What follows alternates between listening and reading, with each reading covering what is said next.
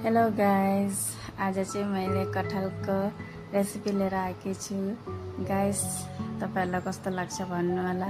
First time बनाउँदैछु blog र अहिले मसला फ्राई हुँदैछ। मसलामा चाहिँ मैले प्याज, अदुवा, लसुन, जीरा, गरम मसाला सब हालेर फ्राई गर्दैछु। त यो मसला अलिक टाइम फ्राई हुनुपर्छ। जब तक लाल हुँदैन तब तक मैले फ्राई गरेँ। र यो मैले कटहल र आलुलाई पहिले बोइल गरेर राखेको थिएँ, कुकरमा बोइल गरेर राखेको थिएँ र अहिले म हाल्दैछु सब्जी। मसला चाहिँ पुरा फ्राई भयो, अहिले सब्जी हाल्दैछु।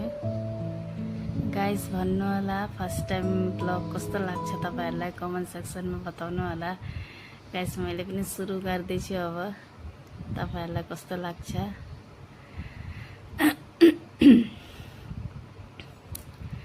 र अहिले मिक्स गर्दैछु म मसला पुरा मिक्स गरेर अलिक टाइम तक मिक्स गर्नुपर्छ। गाइस, र पुरा मिक्स भयो, सब्जी चाहिँ पुरा मिक्स गरिसके र मतलब म अलिअलि पानी हालेर मैले फ्राई गरेँ, मिक्स गरेँ सब्जीलाई।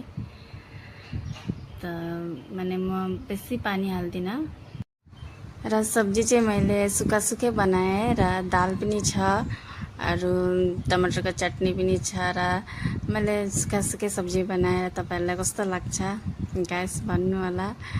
ल फाइनल लुक यो